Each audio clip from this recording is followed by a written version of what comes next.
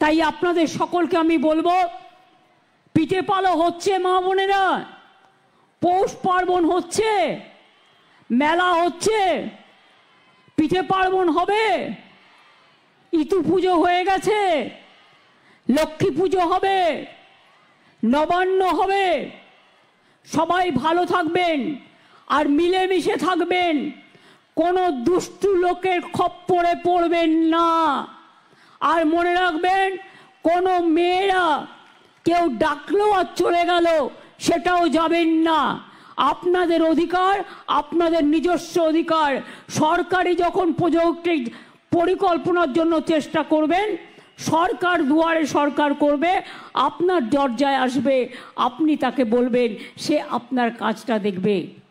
আর যদি কেউ আপনাকে ভুল বোঝায়, মিথ্যে কথা বলে, আমি জানি এখানে অনেক টাকার অঙ্কের খেলা হয়েছে, পরে দেখলেন তো সবটাই ভাওতা।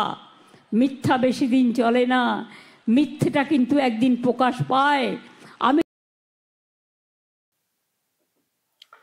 দুষ্টু লোক কাদেরকে উদ্দেশ্য করে কথাটা বললেন মুখ্যমন্ত্রী? দর্শক, দুষ্টু লোক আজকে সন্দেশখালীতে গিয়েছিলেন অনেক দিন পরে। লোকসভার ভোটের সময় বলেছিলেন প্রচারে গিয়ে যে হাজি নুরুল জিতলেই আমি সন্দেশখালীতে প্রথম যাব। উনি যাননি। ভোটের পরে অনেকগুলো মাস চলে গেছে, উনি যাননি, আজকে গিয়েছিলেন।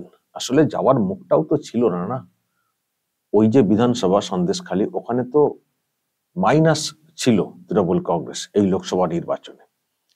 কিন্তু আবার আবার ভোট হতে পারে। হাজি নুরুল মারা গেছেন, যদিও এখন মামলা চলছে, ওনার যে প্রার্থী পদ সেটাকে বাতিলের একটা মামলা রেখাপাত্র চালাচ্ছেন, উনি করেছেন। তো ফলে এখন কোর্টের ব্যাপার রয়েছে। তো এখন যদি আবার ভোট আসে, আবার তো যেতে হবে। বলে এসছিলাম ভোটের প্রচারে গিয়ে আমি প্রথমে সন্দেশখালী যাব, ফলে একবার যাই, নাহলে আবার পরের ভোটে কি বলবো, হয়তো অনেক ভাবনা থেকে গিয়ে থাকতে পারেন। তো সেখানে গিয়ে সরকারি সব ওই সাহায্য প্রদান যেটা করে থাকেন বিভিন্ন সময়, সেটাও ওখানে করেছেন। তো করে এইসব কথা বলেছেন যে দুষ্টু লোকেরা ডাকলে মা বোনেরা যাবেন না। তো এই দুষ্টু লোক কাদেরকে উদ্দেশ্য করে বলছেন? তারপরে বললেন যে কি সরকারের যা স্কিম সরকার পৌঁছে যাবে, এমনিই পাবেন আপনারা, দুষ্টু লোকের পাল্লায় পড়বেন না। কি পৌঁছে যাবে, বাড়িতে পৌঁছে যাবে না কি বললেন? তাহলে এটা কি ওটাই বললেন যে সরকারি সুযোগ সুবিধা পাওয়ার জন্য কোনো লোকের পাল্লায় পড়বেন না, লোকের পাল্লায় পড়তে হবে, দুষ্টু লোকের পাল্লায় পড়বেন না, এমনি আপনি পাবেন? এটা কি বলতে চাইলেন? যদি এটা বলেন তাহলে তো কোথাও স্বীকার করে নিচ্ছেন যে সরকারি প্রকল্প দেওয়ার জন্য অনেক দুষ্টু লোক তারা সব অন্যভাবে মহিলাদেরকে ফাঁদে ফেলেন। এটা তার মানে তো এটা কোথাও স্বীকার করছেন। তো আপনার সরকার চলছে, আপনার সরকারি প্রকল্প সাধারণ মানুষ পাবেন, তো সেক্ষেত্রে দুষ্টু লোক কি করে ঢুকে পড়ছেন কি করে? সেই দুষ্টু লোক ডাকলে যাবেন না বলছেন, কিন্তু দুষ্টু লোকগুলো থাকছেন কি করে? ডাকলে যাবেন না, ডাকার সুযোগটা পাচ্ছেন কি করে? ডাকার সুযোগটা পাচ্ছেন কি করে? তার মানে দুষ্টু লোক এখানে আছেন বা আছে,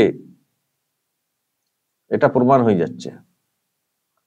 সরকারি প্রকল্প দেওয়ার জন্য দুষ্টু লোকেরা বিভিন্ন সময় মহিলাদেরকে ডাকেন, যাবেন না মায়েরা, যাবেন না মায়েরা মানে তাহলে কি ওই ওই পিঠে পিঠে পিঠে পুলির যে ব্যাপারটা সেটা মাথায় রেখে বলেছেন?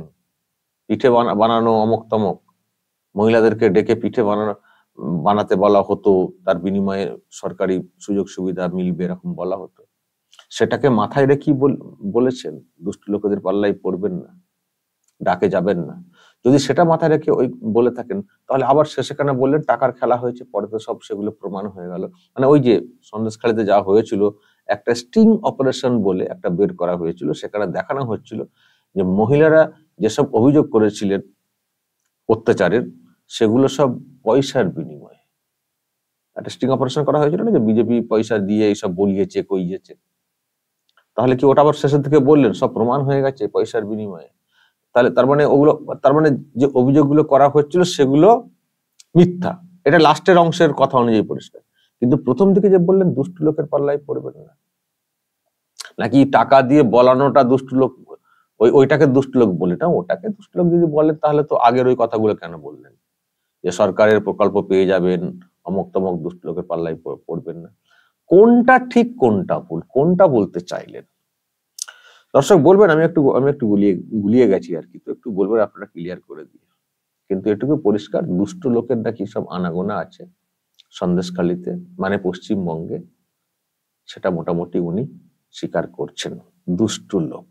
প্রিয় দর্শক, আমি শফিকুল ইসলাম এবং আপনারা দেখছেন আরামবাগ টিভি প্লাস। দর্শক, আরেকটা কথা, উনি অনেক কথাই বলেছেন, আরেকটা কথা বলেছেন যে কোনো কিছু ঘটনা ঘটলে, সন্দেশখালী বলুন, দেগঙ্গা বলুন, মিনাখা বলুন, বসিরহাট বলুন, কোনো কিছু ঘটনা ঘটলে ওনার কাছে নাকি দেনান সব খবর চলে আসে। তো আমার কয়েকটা প্রশ্ন থাকবে সেই সব নিয়ে। তার আগে আপনাদেরকে ওই যেটা বলেছেন ওটা একটু শোনাই।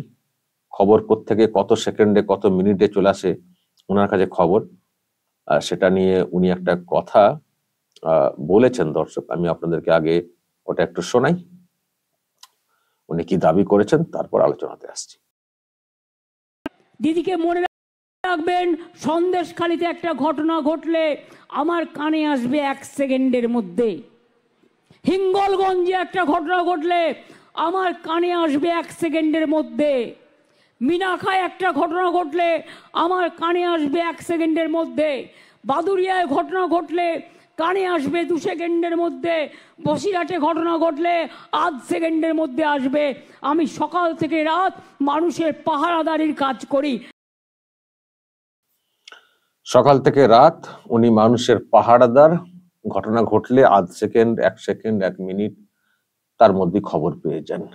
এমন পাহারাদার আরজিকর মেডিকেল কলেজে ডাক্তারকে ধর্ষণ খুন হয়ে মারা যেতে হয়।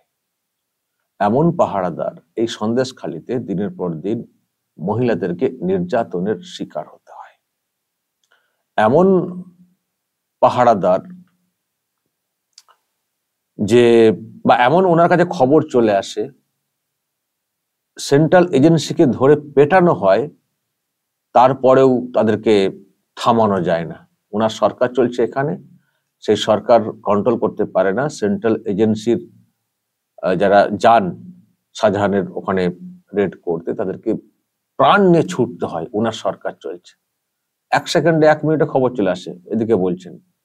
অথচ যখন রেড করতে যাওয়া হয়েছিল, তারপর অনেকটা সময় গেল, পাড়ার লোকজনদেরকে জড়ো করা হলো, শাহজাহান ফোন টোন করে জড়ো করেছিলেন, সব হয়ে গেল, তারপরেও পুলিশ তাদেরকে উদ্ধার করার মতো অবস্থানে যেতে পারলো না। পুলিশ নাকি জানতো না, খবর পায়নি, পরে গেছে, পুলিশকে বলে যাওয়া হয়নি।